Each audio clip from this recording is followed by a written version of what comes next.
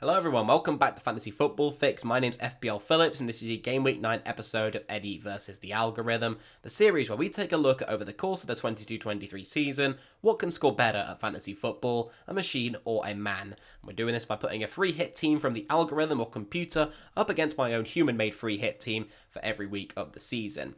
If you are new around here and you do want to see more of this series to come in the future, make sure to hit that subscribe button down below. It's free and you can always change your mind. Plus, there's links in the description to the Fantasy Football Fix website if you do want to check out any of the tools that I've used to gather the data, or just check out the algorithm team and how it develops for each game week of the season, or even a wildcard team that the algorithm would think is the most ideal one to go for. But let's get into it, shall we, and have a look at the Game Week 9 algorithm 11 that is predicted to score the most points in Game Week 9.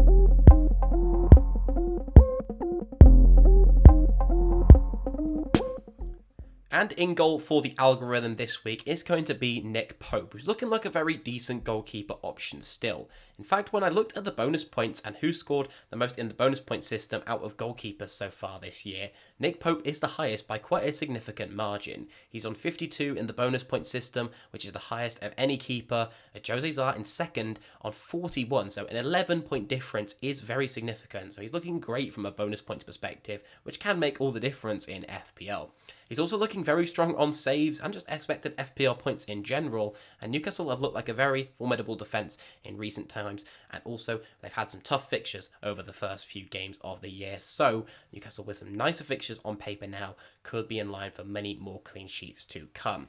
They're also facing Fulham, who could be without their main man, Alexander Mitrovic, who was pictured with a bandaged ankle out on international duty. So if Mitrovic is ruled out of this game week, Nick Pope owners are going to be looking very happy, and he could be a very nice standout option to go for on a free hit if Fulham are without their number 9. So Nick Pope looking like a very decent option. You'll see who's in goal for my team in just a moment. I'm not saying that Mitrovic is 100% out. We'll have to wait until the press conferences to see about that and whether we'll get any more information. But for now, that's looking like a very, very nice argument for going with Nick Pope for game week 9.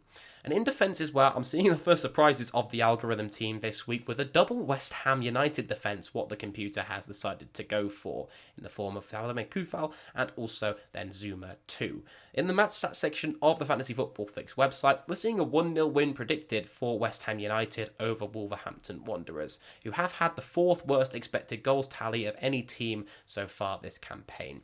Only Bournemouth, Aston Villa and also West Ham United themselves have had a worse time in front of goal when we're looking at expected goals for teams. So yeah, West Ham looking like a decent chance of a clean sheet against the forward line who haven't looked very good from Wolverhampton Wanderers. So if that clean sheet does come off and they've got a double clean sheet, of course it's a little bit of a risk, but on a free hit, you can take that punt. The algorithm's definitely gone with the right defensive choices in the past. Forms of Max Kilman that it's gone for in recent weeks on a free hit have looked very nice. West Ham assets long term I don't think are that viable. We covered in the quick guide video yesterday just why I don't think you should own a West Ham defender. That's mainly because we own Manchester City and Arsenal players who are blanking in game week 12, and we need someone to cover them when West Ham United are playing Liverpool in that fixture, so you don't particularly want to be starting defenders from West Ham. But for this week, they look very good, and they're alongside 2 defenders who are very proven FPL assets in the form of Cancelo and Trent Alexander-Arnold. Cancelo's had the most expected FPL points of any defender so far this season, whilst Trent Alexander-Arnold, despite being judged to have a pretty poor start to the campaign, is actually joint top for attempted assists with 13, and he is joint with Kieran Trippier for that total. So looking like a pretty decent backline for the algorithm. Let me know, of course, at the end of the video who you think is going to score more points, myself or the algorithm, once you've seen both teams. But in midfield this week, we're seeing another double up, and this time it's from Leicester, with James Maddison and Harvey Barnes being the most formidable and the most obvious pick, and also a surprising one alongside him. Maddison had a very strong Game Week 8 performance, which has seen him had a lot of transfers in this week, with 4 attempted assists and 3 shots on target for the Englishman. And I definitely think he's the one to go for if you're looking for a Leicester forward option.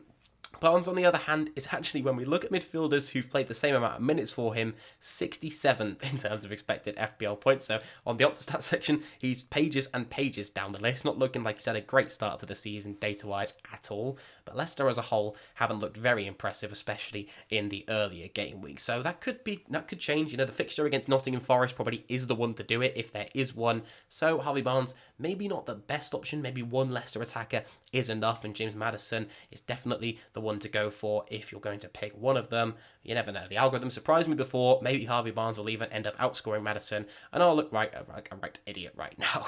And finally, in midfield, we've got Kevin De Bruyne. The main debate this week being up against Mohamed Salah. Who is the option to have? Is it worth transferring from one to the other or not? We covered a bit on Mohamed Salah yesterday in the quick guide video if you want to go and check that out. They're facing Brighton, who have had a very good defensive record so far this campaign. One of the best out of any team in the league.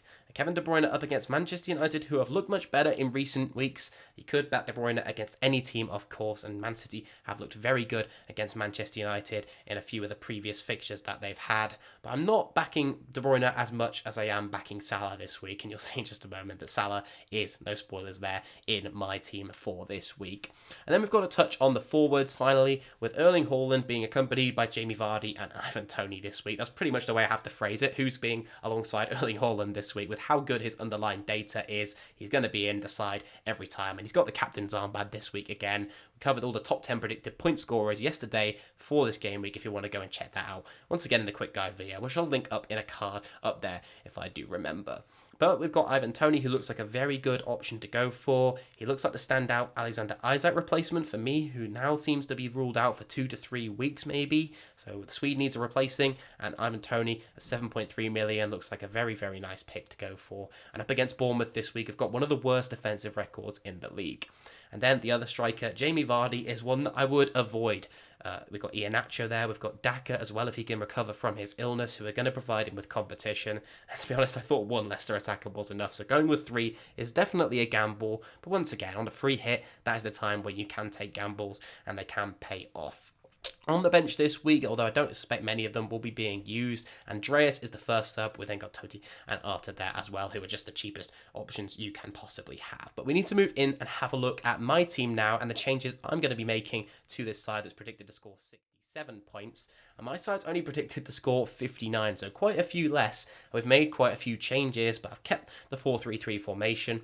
I've changed the goalkeeper out. I've changed Raya in for Nick Pope, which is contradicting who I've got up front, Dominic Solanke. I think that really when we look at it, Bournemouth are 10th for expected goals since game week 6, but before that, they've looked pretty shambolic. So they're in the top 10 in recent game weeks, but there hasn't been much data in game week 7. There's been 0 data. Game week 8, we've had fixtures postponed as well.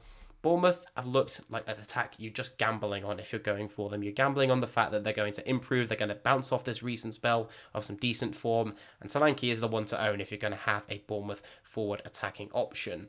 Brentford are actually the 3rd worst for expected goals conceded in that same period, so since game week 6, which is contradicting going with Raya. But before that, in the season, we've seen that Brentford have been much better, and Bournemouth in particular have been much worse in front of goal. So that game could go either way. I'm kind of covering it either way here. I know on a free hit, you're not really maximising your points if you're having a striker from a team that's playing your goalkeeper, but I have gone with those 2 options.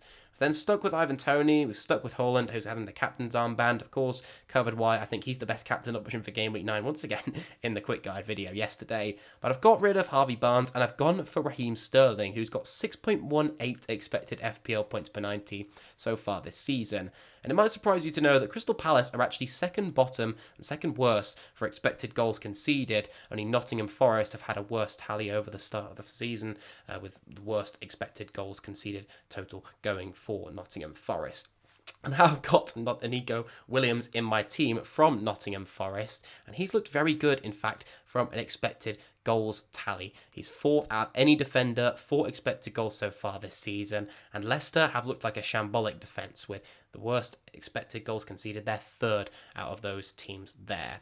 I've then gone Reece James as well, who is 3rd for expected FPL points per 90 of any defenders who have played the same minutes. If you're interested, it's Cancelo and Saliba, who have got a better total than the English right back. And Palace are still 14th for expected goals of any teams in the league, so a decent chance of a clean sheet there, you might hope, for Chelsea, despite being away from home. So yeah, those are the changes I've made to the team. I've brought in Kieran Trippier as well, who I mentioned, very high on the attempted assist tallies with 13, joined with Trent Alexander-Arnold. But let me know down below in the comments, who do you think is going to score better this week, myself or the algorithm, and who's going to be out on top at the end of the campaign? Can you predict it yet? Leave my questions you've got for me down below in the comments as well. Whether that's regarding your own teams, I'll try my very best to get back to you all down below. So thank you very much for watching, everyone. I will see see you very soon. Goodbye.